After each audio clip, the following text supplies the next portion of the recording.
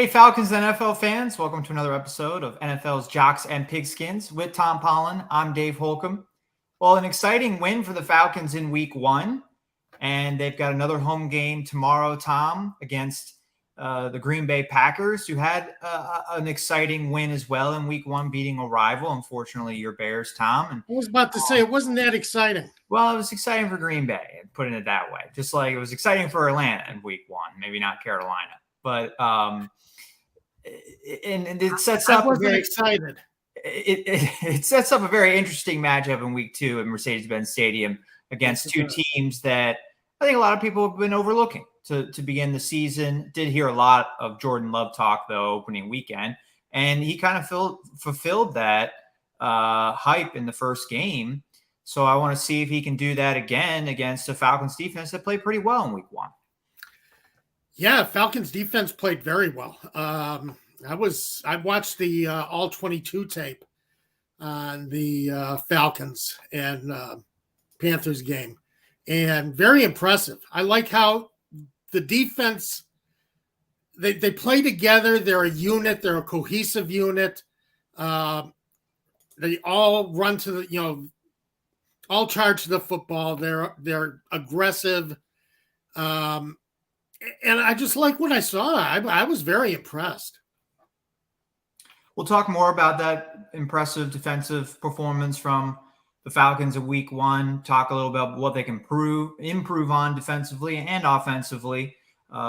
Something left to be desired, I guess, in the passing game in week one. We'll talk about that and preview the game against the Packers. We have a lot of other reactions from us from week one around the league. We have our tradition of week one overreactions that we'll have a segment on a little bit later. And then, of course, we'll have Tom's week two picks. I'll try and take a stab again, maybe at some games against the spread, rebound from last week. And we have our Prize Picks selections as well. Today's show brought to you by Prize Picks. Download the app if you haven't already. You can still get started even though it's week two. It's not too late. When you get started, use that promo code ASU. That's our promo code. It supports the show, and it gets you a 100% match on your first deposit up to $100. And we'll have some recommendations at the end of the show to help you get started. Yeah. As a matter of fact, signing up for week two might be better than signing up for week one. Now you got a feel for what some of these guys are going to do. Yeah. So it's a little bit better. And it's worth taking a look at. Sign up, as I say, it's fun. It's interesting, frustrating as you watch whether your guy is going to go over and under, and he's on the borderline. And right. It just adds an extra bit of excitement to your weekend. Didn't have to be too nervous about Dak Prescott hitting half of a passing yard last week. I got that one right. But, although Dak Prescott could have gone the Aaron Rodgers way. Could have. That's true. That's true. Yeah, if you had Aaron Rodgers half a passing yard, I guess you didn't get that one. You didn't get it. That wasn't an option in the app last week. So yeah, I guess there's even a risk with going with half a passing yard. But Dak did get that. Bijan Robinson came up short for me, and so did Justin Tucker. Yeah, it's as I say, it's frustrating because you think you have it nailed, you think you have it down where you pretty well know what you're gonna see, and you don't get it, and it's frustrating. It takes some work. You got to look through these guys and give it a look. So, but I didn't do too well last week either. So, we both shared that, but it's week two. We got a little bit better idea. Yeah, I think straight up, I was 8-8 week one, just picking the winners, which is easier than picking the spread. Yeah, I was 7-9 straight up. 7-9 straight up. Yeah, and I was 8-8 against the spread. Oh, so you were better against the spread. Yeah, I was better against the spread. Interesting. All right. So we already got a comment coming in from Gary. Packers continuity of quarterback almost as good as Steelers at head coach. Green Bay looks about the same as last year, just different under center. Actually, Gary, I thought they looked better than they did last year in week one anyway. I don't know, maybe it's the beginning of our week one overreactions. But this team is really young on offense. I think the Falcons fans will see that in this matchup, Tom. And Falcons have some really young offensive pieces as well, obviously, with a bunch of first-round picks from the last few years and Desmond Ridder at quarterback. But everybody for Green Bay, they have a rookie at tight end. They have Dobbs is probably their top Romeo Dobbs is top receiver, who's a second-year player. Jordan Love's been in the league a few years, but he's first year starting. And I guess, their veterans are Aaron Jones and A.J. Dillon, who aren't old by any means and are leading the way in the backfield, although, Jones entering this matchup questionable. Yeah, pulled the hamstring real bad on a touchdown run, of course. But I would say Jordan Love maybe didn't look as good as his statistics say he did. He had 149 yards after catch, which really inflated his passing numbers. And Aaron Jones picked up a lot of that. Against the Bears defense was not ready to play. Against the Bears team that was not ready to play. And Jordan Love did have a lot of accuracy problems too. So not quite as good as that passer rating would have you believe, but still an impressive start. I'm not going to take that away from him. Still had a good start, but was not the Bears' effort had a lot to be desired. What happened there in the second half? Because I got to catch the first half of that game this morning, trying to prepare for today's game, and I just didn't have enough time to watch the second half. I was hoping to learn what I needed to know for the show in the first half, because it wasn't a very close game, final score. So I thought, okay, the Packers probably scored a bunch in the first half, and I can learn why. You only need to, like, for instance, the Cowboys-Giants game, you only need to watch the first quarter of that one. Yes, right. Steelers-49ers, probably only need to watch the first 8 minutes of that one. Yeah. But this game was still close at halftime. What happened in the third quarter? Well, the Packers came out of the locker room and decided that they did not use Aaron Jones nearly as much as they should have in the first half, and started using Aaron Jones very heavily in the third quarter, and made a huge difference because the Bears could not stop him. They set up, there was a long play where Jordan Love drifted to the left. The Bears defense followed him. It was kind of a long, took a while to develop the screen pass. Threw it across the field to Aaron Jones. Jones had 3 big blockers in front of him and just took it down the sidelines. And, there was one defender within 10 yards of Jones when he got the ball.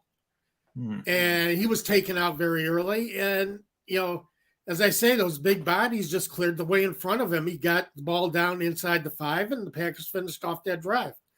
Next time, he was man up on a linebacker on a slant across the middle, and Jordan Love hit him, and Jones just outran everybody to the end zone. Now, that's the play that he strained his hamstring on. Yeah. So, yeah, I did see that. Yeah. But, everything fell apart. Turnovers. It's Justin Fields threw a bad interception. And just nothing good. Nothing good happened. It turned into a lot of mess. Yeah, we'll talk more about the Bears in our overreaction segment. They're one of the teams that I wanted to ask you about, Tom, with a few other teams that we're expecting more from this fall and were disappointing in week one. 6 touches for Aaron Jones in the third quarter, and he left, as you said, with an injury, which there was only about 4 minutes left in the quarter, and Jones scored on the play, so maybe he wouldn't have gotten any more touches in the third quarter anyway. But that's a lot of touches for one quarter. Yes, it is. And it led to 2 scores, 2 touchdowns. So, I mean, how big of a loss is it for the Packers if Jones doesn't play in this game tomorrow? Huge. They have J.K. Dobbins as their backup. He's a good backup, but Jones is an exceptional runner. He is an elite runner. A.J. Dillon. A.J. Dillon. I'm sorry. I'm thinking of J.K. Dobbins with the Ravens. Yeah. A.J. Dillon's a good runner, but not as accomplished as Aaron Jones. Aaron Jones is just, 100% better, and he's going to be missed. So it's going to make a difference. The Bears didn't have a problem with Dillon. They had the problem with Jones. They couldn't stop Jones. So, yeah, I'm glad you bring up, I don't know if he's 100% better than A.J. Dillon, but yeah, I think it's significant. He's significantly better than Dillon. I don't really look at that as a 1-2 punch. I know the Packers have treated it that way over the years, but Jones should be the lead back, and good for them for finally figuring that out in the third quarter. That, hey, let's get the ball to our best player. And LaFleur told Aaron Andrews coming out of the locker room that they figured out that they just didn't use Jones enough, and they were going to use Jones more. And I think that's the advantage that the Packers are going to have this season without Aaron Rodgers, is that the offense doesn't have to run through the quarterback anymore. Right. The offense is going to run through Aaron Jones, assuming that he's healthy. He's their best player, and he was their best player last year. Aaron Rodgers not an MVP guy anymore. And to Rodgers' credit, he threw the ball a lot to Aaron Jones in passing situations like yesterday or like last week with Love. But too much Dillon at times and too much of trying to establish the passing game. Whereas this Packers team is going to be a lot more balanced and running through Aaron Jones. And that's a great player to run your offense through. Yeah, it is. And he showed it because he made the Bears look bad. Well, the Packers are hoping Jones can play. The Falcons were hoping linebacker Troy Anderson could play in this game. Yeah. For them, he is going to be out. He's still in the concussion protocol, but they could get back Jeff Okudah at cornerback and Cordero Patterson at joker. Doesn't play running back anymore, Tom. He's now a joker. Joker. Okay. Love that. That works out great. I'm all for that. Especially if he comes out in a makeup, Right, yeah, should be required. Yes. Yeah, you're gonna carry around that name for your position. Yeah, you got to come out in the makeup. So, if you go on AtlantaFalcons.com, you look at their depth chart. Cordero Patterson is under Joker. Of course, he didn't play last week. I was wondering who the backup Joker was. There is no backup Joker. There is no backup Joker. There's no backup Joker on the depth chart. Bijan Robinson did a pretty good impression of a Joker last week. Oh, yeah. A bunch of receptions and averaging more than 5 yards per carry. But it looks like the real Joker will be back tomorrow, and Okudah could return as well. Does those two guys make up losing Anderson, who's far from a household name, but I thought Anderson played really well in week 1 for the Falcons defense, leading them in tackles and getting his first career sack. Yeah, he looked incredible. Okudah coming back, that's of course that's a good thing. But that's the problem is Anderson just played such a wonderful game. Was all over the place. And got his first sack. Just really aggressive. As I said, I was impressed with the aggressiveness of the entire defense. Yeah. And I think Anderson helped make that happen. So I think he's going to be a big loss this weekend, unfortunately. Yeah, I think so too. The one negative, I would say, the biggest negative anyway, of the Falcons defense in week 1, 4.8 yards per carry for Carolina, the running offense. And that was against a quarterback that you really weren't concerned about him and the passing game all that much, Bryce Young being in his first start. So I know Love is a young quarterback. Maybe you're not super concerned about him. You're not going up against, Patrick Mahomes here, but and it would be a big boost for the Falcons defense if Jones doesn't play. But I'm concerned about that Jones could have a big day, or AJ Dillon could go off against this Falcons defense without one of their inside linebackers who already struggled against the run with him. I don't think you're going to have to worry about Jones as much. A hammy is a rough thing. Hamstring is a rough thing to come back from. It's a rough thing to recover from. You think even if he plays, it's going to be AJ Dillon? Yeah. Mostly? Yeah. I think Jones can stretch. You can stretch it out all you want. They were stretching it out on the sideline the entire fourth quarter. But a hamstring is tough once you pull it. And it takes a couple of weeks to heal. I don't think he's going to see as much action this weekend, even though they say questionable. Normally, when you see questionable, it means the guy's going to play. He's injured. They have to put him on the list. They're going to say questionable. Normally, questionable means he plays. Aaron Jones, I would say it's going to be a rougher thing because of the hamstring. So, yeah, I would look for a lot more Dillon this week. Which I think, again, will help that run defense that is looking to rebound and do it without one of its leading tacklers in Anderson. I think this defense got better as the game went on, though. They seemed to gel as the game went on. I don't think Carolina had as easy a time running the ball later in the game as they did early in the game. Yeah, I think that's fair. Yeah, and I think the pass rush got better too, because I don't think you saw a lot of the sacks or the quarterback hits, the pressure early in the game. Because I didn't watch the game live. I watched it on replay, so I looked at the stats first to see what I should be expecting from the game, and you watch the first half and you're like, I don't really remember any of these sacks occurring, or they got 8 hits on the quarterback. I don't know if I remember one. Because they all came in the second half. Yeah. Yeah, they got better as the game went on. They got tighter as the game went on. And that just comes from not having preseason experience together, not playing everybody in the preseason. I think that was the problem with the offense, too. The offense was good, but it couldn't score. They didn't look completely in sync. And I think that's basically because, a lot of offenses didn't. Yeah. Points were down across the league because nobody plays in the preseason. Well, and offenses who played well in the preseason, cough, cough, Steelers.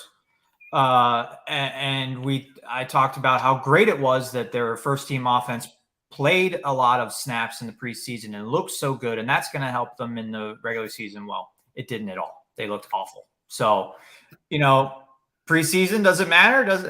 I think it does, but only to a certain extent, because clearly it didn't help the Steelers all that much, at least not in week 1.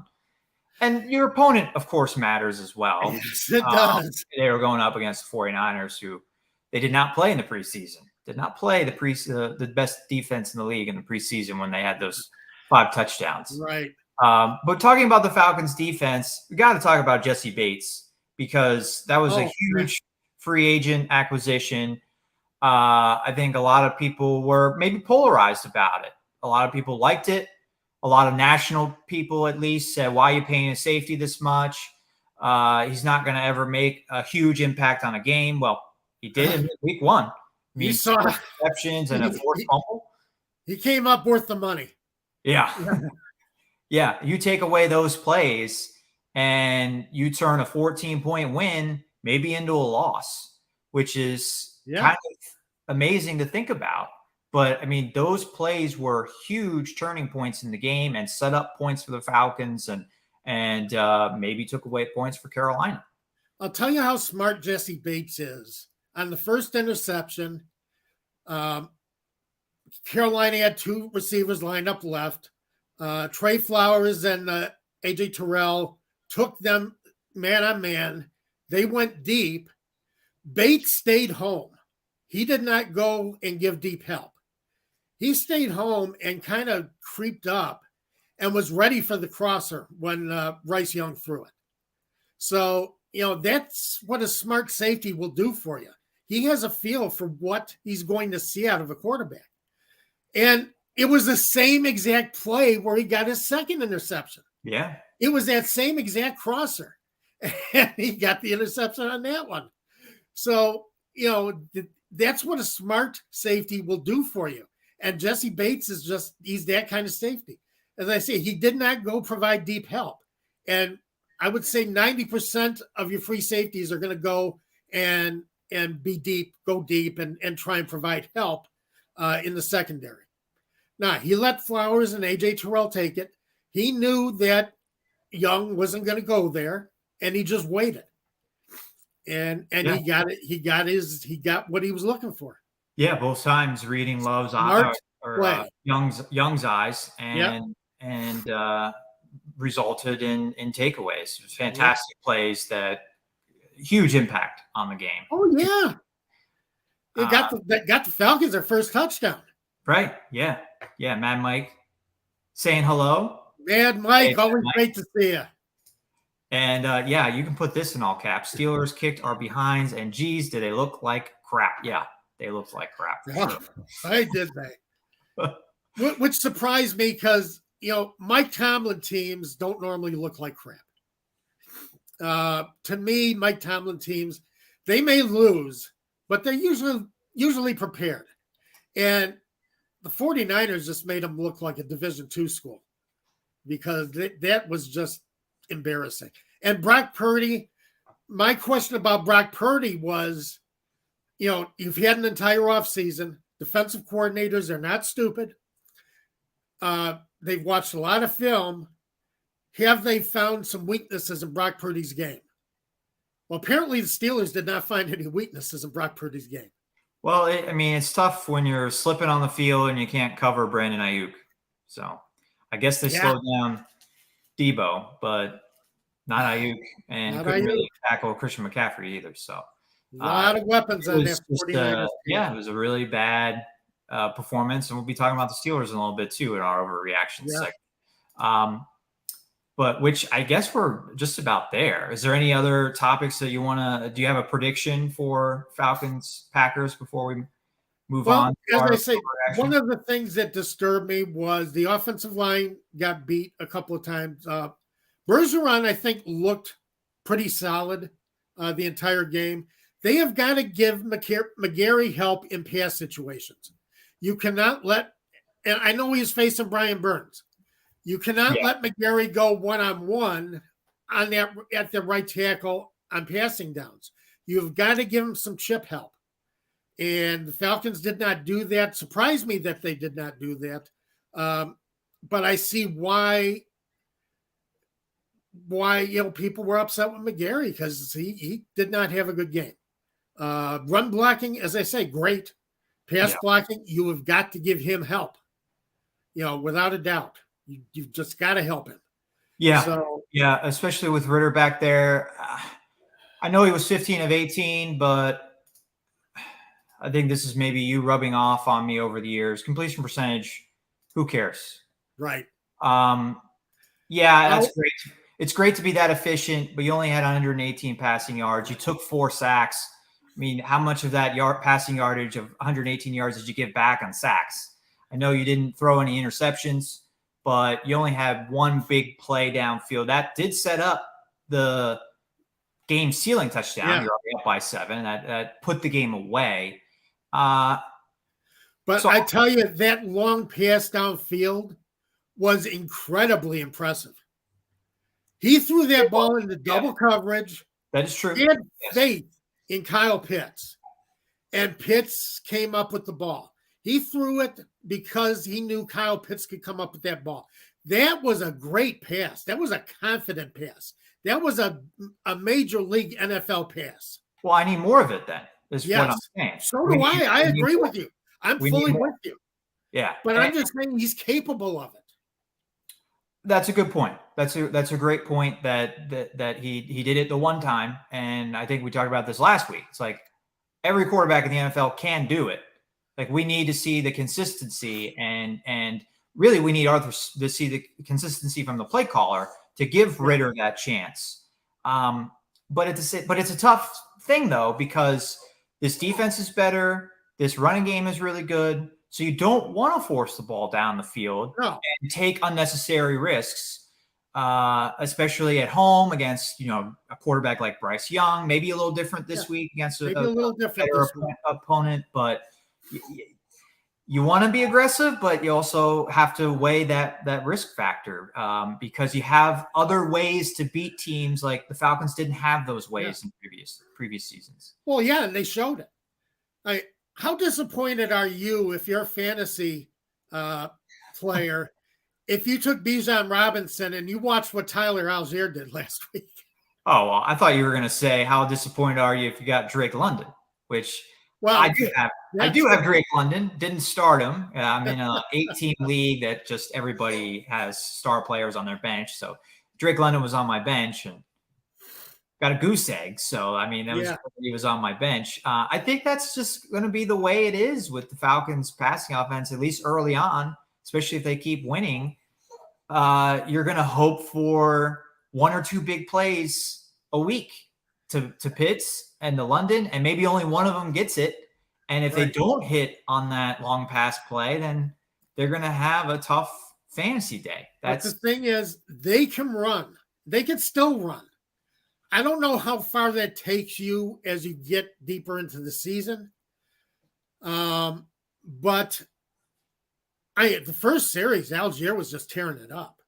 You're talking about the running game for the Falcons. Yeah, talking about the running game. Yeah. I don't know how long you can sustain that and still win football games, and be competitive in football games. But I think Smith did a great job of just letting Ritter get his confidence. Letting Ritter run an offense that he didn't have to do too much in. Yeah. And as I say, I think we're going to see more of that, more of Ritter taking those shots later on as we get down, because he's got the receivers capable of getting open on those routes. Yeah, and that would be my takeaway from Ritter in week 1 is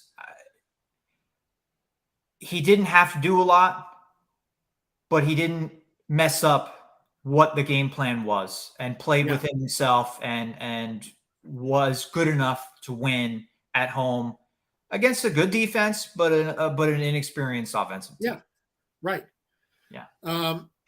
And you bring up Tyler Algier. That's great point about him having a great game. Mad Mike talking about him in our comment section. And Maurice Jones-Drew did not have Algier ranked in his top 25 running backs going into the season. Ooh. Re-ranked the running backs after week 1. I think Algier went all the way up to 13. I would say so, yeah. Yeah. Because Algier just tore things up when he was on the field. And as I say, so did Bijan Robinson. Bijan Robinson made some impressive runs. But Tyler Algier was just damaging. And those 2 touchdowns were incredible. The first touchdown he scored, where he bounced it outside. I didn't think he had that kind of speed to bounce it outside. Even surprised you. Yeah. So, but incredible. Yeah, Mike, they were crashing the edges. That's why McGarry was having problems. I think Matthews did well, but McGarry, against Burns, he had problems. But they took care of that by, short passes to Algier and Bijan Robinson, took, the short passing game, smash mouth running game, and did a good job at it. Well, staying in the NFC South, you had the Saints also winning and the Buccaneers coming up with an upset win on the road against the Minnesota Vikings. Just as we say Baker Mayfield isn't going to do anything, Baker Mayfield does something. It seems like that's just what he does. My God. What he does. So to kick off our week 1 overreactions, Tom, I've got your favorite player, Baker Mayfield. He will lead the Buccaneers to a playoff spot this season. No. Are you buying that, or is that an overreaction? Overreaction. Not buying it. I am not buying into the Baker Mayfield hype. Not happening. Okay? It's, Baker Mayfield, it all depends on how the Bears are prepared this week. You might have a rougher week this week. But, we'll see. I got things to say about the Bears and Jordan Fields, too. Justin Fields, too. But, yeah, don't buy into the Baker Mayfield hype. I'm going to, say that's an overreaction as well. But I hope he keeps playing well so we can keep talking about him and see what it takes for you to buy into the Baker Mayfield hype. The problem with the Vikings is the turnovers. The turnovers killed them in Tampa, and the turnovers killed them last Thursday against Philadelphia. Yeah. That just destroyed them, took them out of the game, and they were chasing the rest of the game because of the turnovers. So, some of that was on the Vikings. I almost don't want to bring this up because we could talk the rest of the show about the stupid touchback rule where you fumble at the 1 yard line into the end zone and then the other team gets the ball. But I mean, that's just an awful turnover to have, regardless of how you feel about the rule. Although I don't think I don't know anybody who likes that rule. But if regardless of the rule, you can't have that happen. You can't fumble at the 1 yard line into the end zone and lose the ball and then lose. You lost by 6. I mean, that's the difference right there. And then you have all the other turnovers as well. That would have put them ahead in the game. Yeah. And that was a big momentum turn. And, they caused them to start chasing the rest of the game. And they weren't able to chase. Yeah, weren't able to catch up. Right. Another very interesting primetime matchup over this past week. Talk about Thursday, Monday night. Aaron Rodgers, you brought him up, not reaching 1 passing yard because he got hit on the 4th snap of the game. 3rd, technically, one of them was a penalty. Got hit on all 3 snaps. Jets offensive line not performing well at the beginning of the game, and Rodgers ruptures his Achilles, going to be out for the season. But the Jets end up winning the game, Tom, in overtime against the Super Bowl contending Buffalo Bills. So our second statement for overreaction segment, Jets will make the playoffs without Aaron Rodgers behind center. You buying that, or is that an overreaction? Possible, because I love their defense. They have an excellent defense. However, you need a quarterback that's going to be at least average to win with a top defense. I mean, we saw Peyton Manning won with one of the best defenses ever, but it was Peyton Manning. It's still a guy who knew what to do on the field, knew how not to make too many mistakes, even if he couldn't move the ball. But Zach Wilson's not known for that. So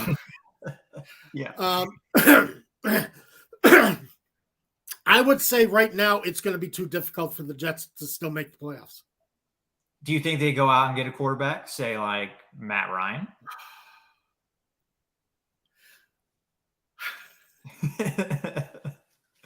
Clearly, that's a very good question, Dave. I sent these overreaction segments to Tom before the show so he could prepare, but these follow-up questions clearly I did not send to Tom. You did not send to Tom. I expected the Jets to make a move, at least to bring in somebody just in case. I gotta look up who's their backup quarterback now. I do not know off the top of my head either. But they already said they're going with Zach Wilson, so I think he's going to get 3 games to see how he does, and then if we're talking still about they could be a playoff team, but they've got this quarterback problem, I think at that point they're going to make a move, middle of October. Whether that's sign somebody that's available like Matt Ryan, I mean, I don't know how much Matt Ryan really has left. I bring that up because we've got a Falcons audience here. But his name has come up. Yeah, no, it has. It has. We'll have to see who else could be available. I know Teddy Bridgewater has been floated. I cover the Lions for Heavy.com. I suggested he could be a target for them. But I mean, if you're a team like the Lions and you think you're a contender, are you giving up your backup quarterback, even if you're getting a nice 2nd-round pick for Teddy Bridgewater, a guy that you hope doesn't play this year, but He's only one injury away from playing, and you want to go to the Super Bowl, you got to have that guy. So, no, Bridgewater doesn't go because the Lions think they are serious contenders. Yeah. Yeah, and they so look like they're not doing anything with him. Yeah. But that's a situation to watch. Definitely what happens with Wilson, and it's a second chance for him too. We were very quick to say, oh, they're only going to go to the playoffs if it's their defense, or who can we replace Wilson with? We're going to list 10 quarterbacks in this article of who's better than Wilson. But the fact is, this guy was a former second-round pick. Jets thought he was their future. Maybe he still could be. He's got his shot right now with all of the pieces assembled around him. And if he can play pretty well, then he can change the projection of his career. Well, basically, he has the wide receivers and running backs in place to do some damage. And the defense in place too. The defense, went without saying as far as going into the season. You were worried about, did they do enough to build the offense? I think they have plenty of offense in place if they allow Zach Wilson. Again, if Zach Wilson does not play beyond himself, if he stays within himself and doesn't try and do too much, doesn't make mistakes, I think that offense could do something. Possible they make the playoffs, won't go far in the playoffs, but they could get there. Unless they come up with some more offensive injuries. Yeah, we'll see. Breece Hall was hurt last year, and you're always concerned about that happening again, I guess. Staying in the NFC East, I added this one late, so I don't think you got this in your pre-show prep, Tom. Josh Allen, awful Monday night game, 3 interceptions. Yeah. The fumbled lost. Josh Allen will lead the league in interceptions this year. You buying that? No. Overreaction. Still an overreaction. He has a hell of a wide receiver core. He had a bad game. All right. He had a bad game. Do not overreact to that. He's still one of the best quarterbacks in the league.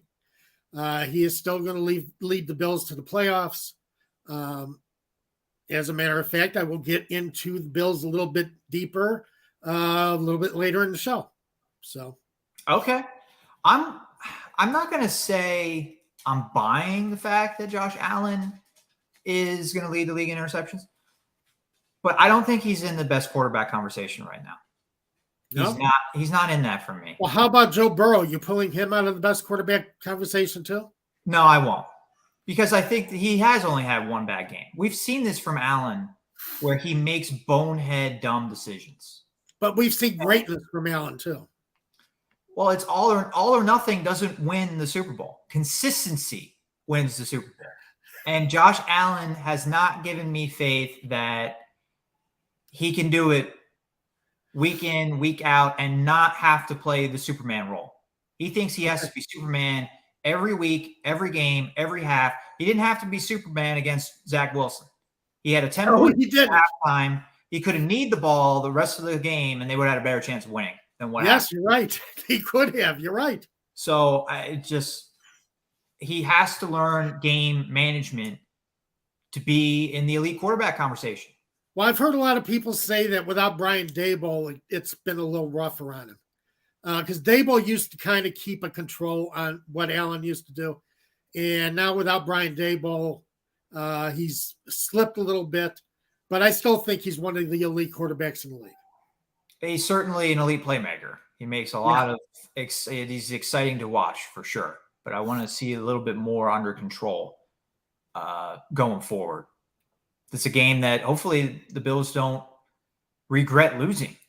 Because it's going to be a tight AFC East, AFC playoff hunt, and that's a rough one to lose. Yes, yeah. So that leads into our next one. Which 2022 division winner are you most worried about? Is in the most trouble?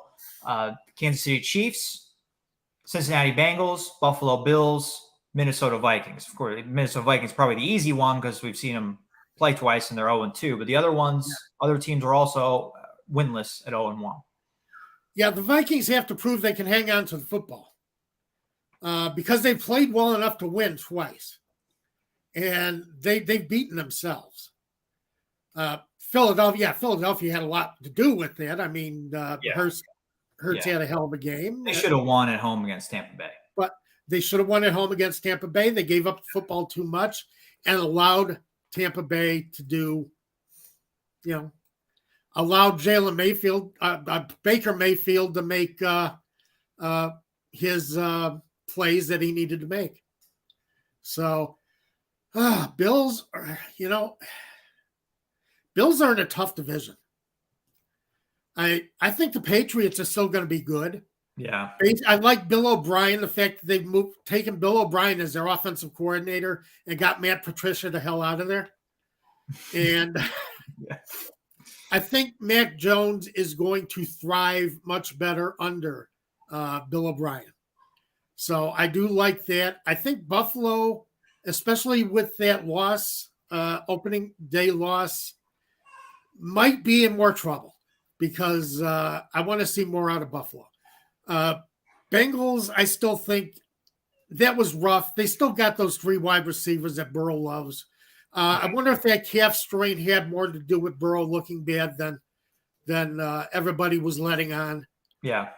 But I think the Bills have it rough right now. Bengals were 0-2 to start last year. They're just not a good starting team, at least with Joe Burrow, they haven't been, but they've been a great number team. So I wouldn't count out the Bengals or even say that they're in trouble at this point, even in a division that I think is going to be pretty tough, the AFC North. AFC East is going to be just as tough. Yes. And Buffalo, I just gave you the reason why I think Buffalo could be in trouble is Allen's got to learn to stay more, play within himself. But I would say the Vikings of that team, of that group, even though they're in a division that seems wide open, all of a sudden the Packers don't look like they're going to step backwards without Aaron Rodgers. And I think Detroit's for real. So I don't think the Vikings are they're probably heading for third place if with the Lions and Packers. Detroit played like they had something to prove on opening night. They really did. They played tough. That was an impressive win, what they did to the Chiefs. So, I think the Lions are playing with a chip on their shoulder right now. And they're going to be tough to beat. The Vikings were 11-0 last year in one possession games. I believe the stat was. Now they're already 0-2. Yes. There's going to be some regression there. There has to be. And last year they were 13-4, right? Or was it 12-5, 13-4? 13 to I think they were 13-4. Yeah. That was probably a mirage because you had 11 of those 13 wins in the final, possession or only by one possession. They're not dominating. Right. Even the Colts, the hapless Colts with Jeff Saturday as their quarterback, as their head coach, they needed overtime to beat them. And it was an incredible comeback, NFL history. But that's not a team that a good team would only beat in overtime. Well, it's not a team that would let the Colts get the best of them for most of that game. Yeah. Until they started coming back. Right. So I just think that's a sign that they weren't as good as that record was last year. I think the playoff loss, they were the only playoff team at home to lose in the first round. I believe that was the stat opening weekend. The Giants. I think they might have been the only home team that lost in the whole playoffs. That's possible. No, and Buffalo lost. Buffalo lost as well. Yeah, Cincinnati. But I think those were the only two favorites / home teams that lost. And I just think it was an indication that they were not as good as the record. They weren't as good as Las Vegas thought. And I think we're going to see that this year, that they're going to fall back to who they really are. Yeah, I think so. I think they do regress. We got a couple more overreaction statements. Let's stay with the contenders here, Tom. 49ers and Cowboys, exact opposite start, looked fantastic in their first games. Are you buying or is this an overreaction? 49ers Cowboys will meet in the NFC Championship game. 49ers, I can see getting there. Dallas still has to prove something tonight, especially in the playoffs. Dallas has to prove that they can get into the playoffs and actually win. Yeah. The Cowboys during the regular season are one of the best teams in the NFL. When it comes to the playoffs, it all comes apart. So, and I don't know, and this is something that I like to get to. Everybody overreacts to week one. And this is what happened. Yeah, this is what happens when in betting too with the bookmakers. Yeah, everybody overreacts to week one, and the bookmakers take good advantage of that. So everybody thinks, oh, the Giants are going to be terrible. The Giants, 0-16, 0-17. Yeah. The Steelers are going to be terrible. Right. The Cowboys, man, they're winning the Super Bowl. Yeah, they're going to win the Super Bowl. They were just so good. No. Don't overreact to week one.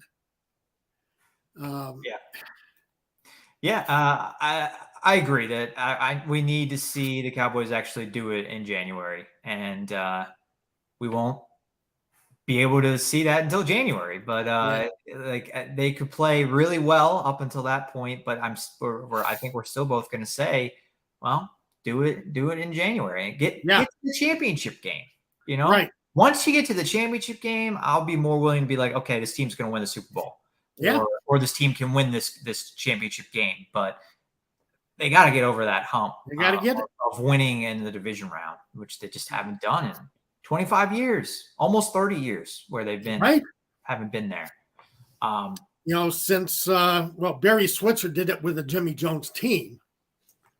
Winning the Super Bowl. I count that win as a Jimmy Jones Super Bowl. Jimmy Jones, Jimmy Johnson. Jimmy Johnson. The morph child between Jerry Jones and Jimmy Johnson. Yeah. Ever since Jerry Jones took over that team, it's been rough. Yeah. And he can't see that. Right. Of course he can't. Owners should not be general managers. Yeah, that's a whole nother segment that we could do another time. Yeah, you're right. We're running short on time here, but I'd love to get these last two overreactions, questions, statements in here. Real quick. All right, Tyreek Hill will break Calvin Johnson's receiving record this year. No. I'm going to say no, too. I'm going to say no, though, because I'm not confident Tua is going to be healthy. If Tua is healthy, I think I'm buying that. He would break the record. I got to see a couple more weeks of this. Okay. I think people are overreacting to Miami's win anyway. Basically, they were playing a defense that wasn't very stout in the secondary, and I think that cost them. They should be better, though. I mean, they've got an elite pass rusher. I mean, Derwin James is pretty solid safety, and they have a defensive-minded head coach, and you can't scheme up a defense that could stop Tyreek Hill from getting 200 receiving yards. I know. That's bad. It is. It's bad. Brandon Staley's not a good head coach. Okay, that's fair. And our last one here, which it's going to be hard to answer quickly, but which team of these three who had a lot of preseason hype and laid eggs in week one have the best chance of bouncing back? Your Chicago Bears, my Pittsburgh Steelers, or the Denver Broncos? The Steelers have proven every year that they can bounce back. They may not win. They may not make it to the playoffs. They'll probably make it to the playoffs and lose in the first round. But the Steelers are known for winning ultimately with Mike Tomlin. The Broncos have Sean Payton. It's rough because I still don't think Russell Wilson showed us anything last week. So we're going to see how that progresses throughout the year. I do not believe in Matt Eberflus and his ability to pull the Bears out of trouble. Wow. I think they maybe reined in Justin Fields too much. Fields could have hit DJ Moore for another 3 or 4 completions. I looked at the All-22 film again. And he had DJ Moore open. He did not pull the trigger. He went to the I can't think of the term. Went to the dump off, receiver. Dumped it off instead of trying to make that throw. And he could have made that throw. He's capable of making those throws. So I don't know, is Justin Fields the guy? I'm beginning to wonder. Wow. Even after they took his legs out from under him. That's one of the problems. They wanted to see him be more of a passer, but they're going to have to do more design runs. And then we'll see if Fields starts feeling the offense a little bit better and is willing to make the downfield throw, because he missed on a lot of downfield opportunities last week against the Packers. And this was supposed to be the thing that DJ Moore was supposed to help him with. Yeah. Is a quality receiver to get open downfield.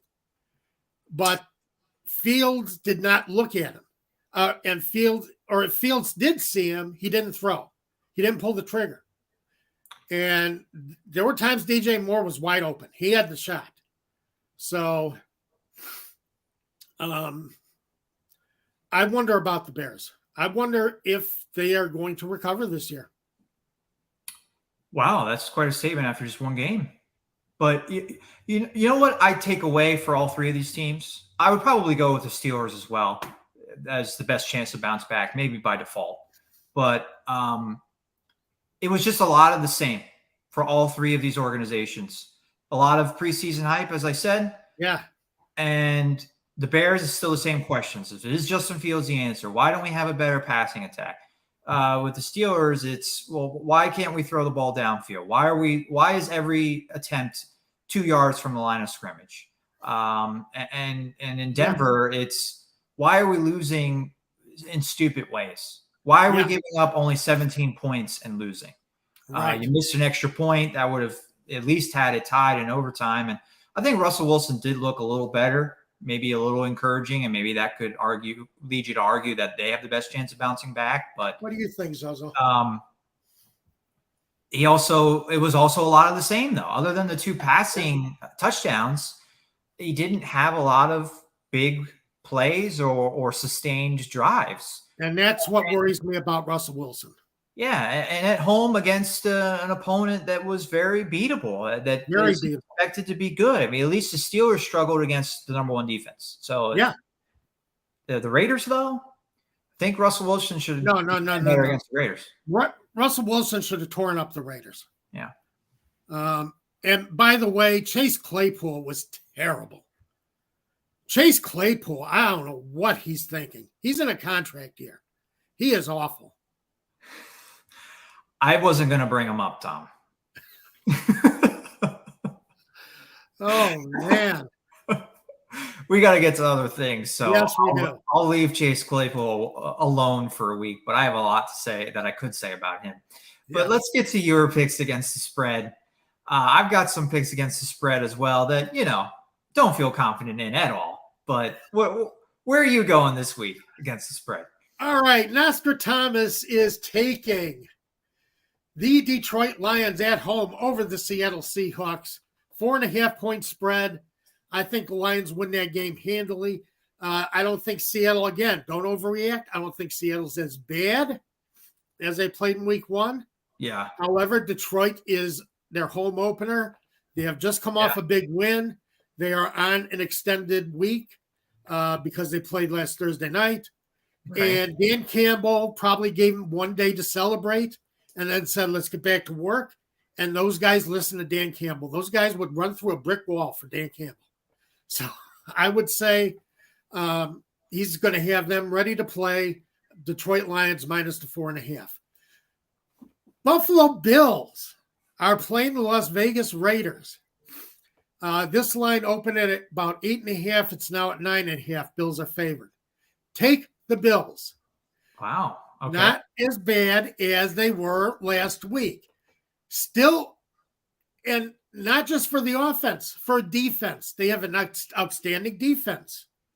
And they showed that for most of the game against the Jets. The Jets only scored 3 points that weren't off of turnovers. Yeah. All right. So take them. The Raiders are not as good as they showed last week again. Their defense is still rough, and I think Bills are going to take advantage of that. Even at 9.5, that's a big spread. Yeah. That's take it. You know, I get uncomfortable taking spreads that are higher than 2 scores. But I'm saying look for the Bills to make a big comeback in that game. New York Giants, again, not as bad as they were last week. Right. Yeah. Playing a team that's not as good as they were last week. The Cardinals kept their game against Washington close because of Washington turnovers. The Giants, I think, cover the -4 at Arizona because I still don't think Arizona is going to be there. In another couple of weeks, you're going to be seeing the real Arizona Cardinals. So, and I would say the Falcons are going to win. I'm picking the Falcons to win this week over the Packers because I don't think Jordan Love had the accuracy. As I say, Jordan Love got a lot of passing yards, runs after the catch. Did not look altogether that great. And I think if Atlanta plays defense the way they did last week, I think Atlanta can beat Green Bay at home. So have Mercedes-Benz Stadium rocking. Yeah. Falcons fans. Yeah, we want to see it rocking for sure. I think it was rocking at times in week 1. Be great if it could be even louder for sure. Absolutely. I have a theme with my picks this week, Tom. I'll run through them real quick. I am taking underdogs that are all underdogs by 3.5 points, at least according to ESPN. Some of the spreads I was looking at aren't the same as yours. I think they've, adjusted. We talked about this last change during the week, depending on how people bet. Yeah, and ESPN doesn't change them. It's right. Just that thing.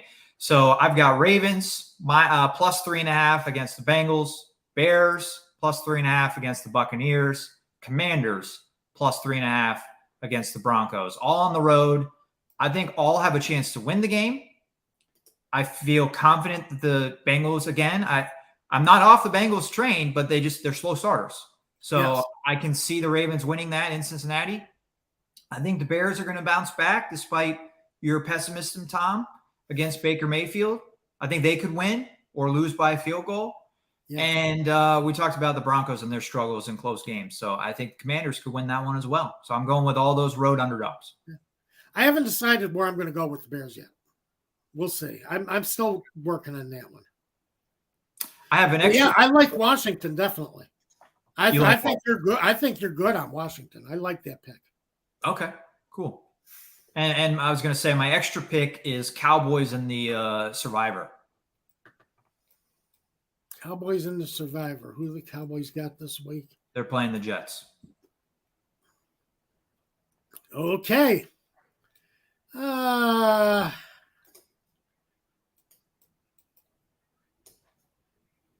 No, we'll see. That Jets defense is pretty good. It is. It is. Yeah. And I do think Prescott wasn't great last week. So no, I would. He wasn't.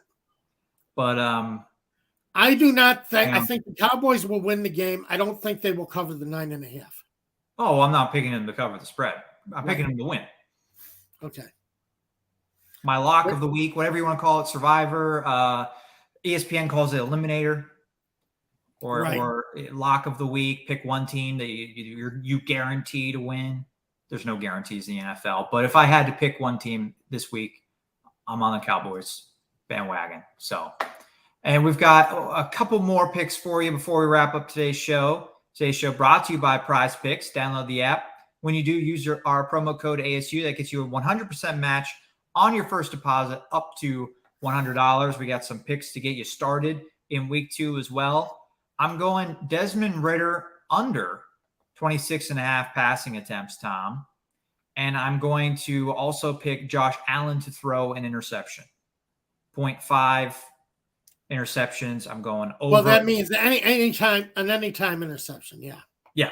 Anytime. I think I'll have a pick against the Raiders. And I'm between these two other running backs that are going to be playing on Monday Night Football. I think you probably could go over for both.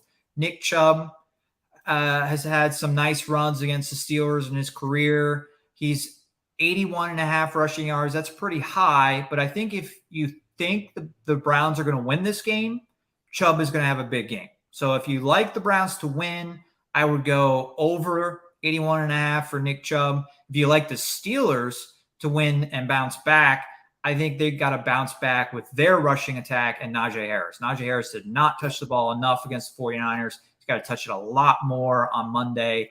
And his over-under is only 49 and a half rushing yards, Tom. So if you like the Steelers, I'd like that one a lot for him to go over 50 rushing yards. So do I. And it's a thing like the Steelers didn't realize what the Packers did realize. They weren't going with their ace running back enough. It makes a big difference. Let's see. Who are the Cincinnati playing this week? They're playing the Ravens. They're playing the Ravens. All right. So I am taking Joe Burrow under the 266 and a half. Passing yards. Yeah, passing yards. Yeah. For one thing, is a lot of quarterbacks are not getting a lot of passing yards so far yet this year. I think it's taken the passing game some time to get going, and I think they're playing a decent defense. So I think Joe Burrow goes under that number. And I've been having problems with my other picks.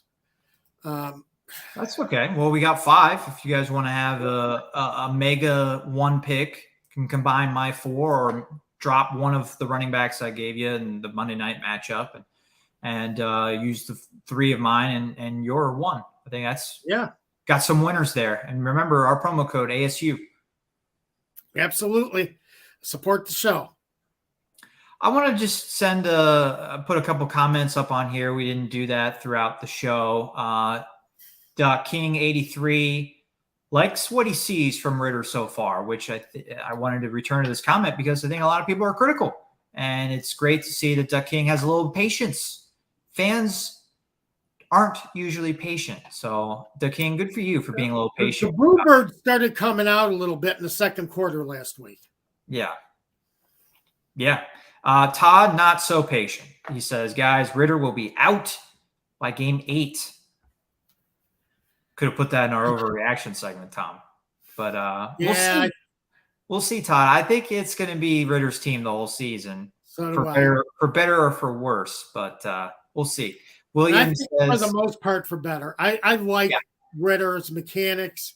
I like how he goes about his business. He doesn't get rattled, and is really, I think, not going to be an elite quarterback. I think he's a solid quarterback. William says we got to get this win this week, and it starts up front with our offensive line. Yeah, we mentioned the offensive line. Tom was talking about Bergeron, the rookie, played really well, but some of the other guys maybe struggled a little bit. Chris Lindstrom had a holding penalty. Caleb McGarry, as kind of typical of him, though, but he struggled in pass protection. So, yeah, that unit needs to be a little bit better to help Ritter out and be able to get some balls downfield for sure.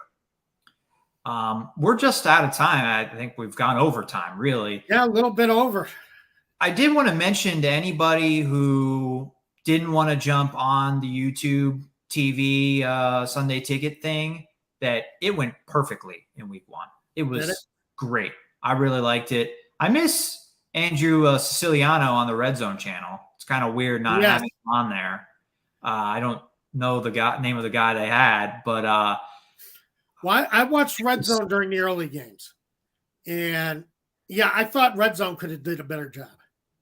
Okay, I did not actually watch Red Zone. I watched the Steelers, and then I had Red Zone on while working the 4:00 games, so I didn't have the volume on. Didn't really, see how the production of the new show went. But from a technicality standpoint, turned YouTube TV on at noon, got to watch some pregame.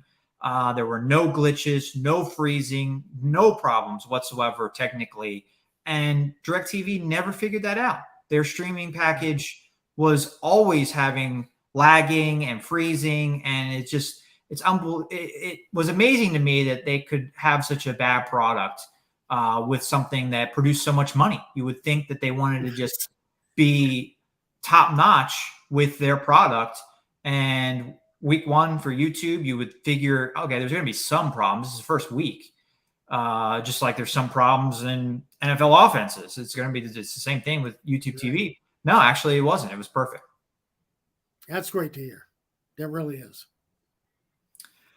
So thanks for making us a part of your Saturday. We'll be back next week. Yeah, we look forward to seeing all of you next week. Catch us during the week on the rewatch, and have a great week, everyone.